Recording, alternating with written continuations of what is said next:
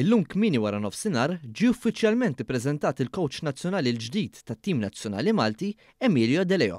It-Taljan ta' 46 sena għandu esperjenza estensiva fix-xena tal-futbol, partikolarment f'dik Taljana, kif qatta diversi snin jaħdem spalla ma' spalla mal-mibki Sinisa Mihajlovic ma' bosta timijiet rinomati Taljani inkluż Sampdoria, Bologna, Torino u Milan.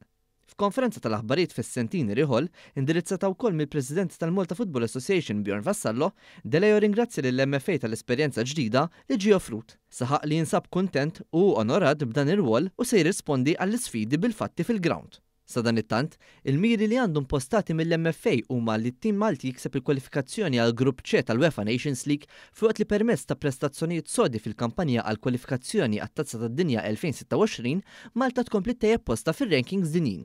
Minnaħa l-oħra, il-President Vassallo ta' spjega ta' kif intażel il-coach il-ġdid u spjega li flimkien miegħu raw kif jkomplu jsaħħu dipartimenti u ruoli oħrajn biex l-istrateġija tal-MFA tkun waħda bbażata fuq terminu twil aktar milli short term u dan permezz ta' enfasi fuq l-iskejjed tal-futbol f'pajjiżna rikonoxxuti bħala l-grassroots.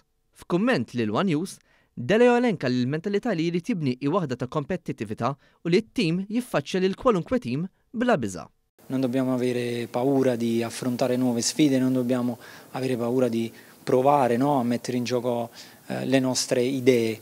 Compito sicuramente dei ragazzi è quello di mettersi in gioco, di provare a raggiungere determinati obiettivi, però soprattutto da parte nostra c'è la responsabilità di capire, come dico sempre, che anche gli errori fanno parte della crescita, fanno parte di un processo, quindi noi saremo lì a consentirgli anche di sbagliare se quello significa essere coraggiosi, essere intraprendenti e voler sempre spostare l'asticella.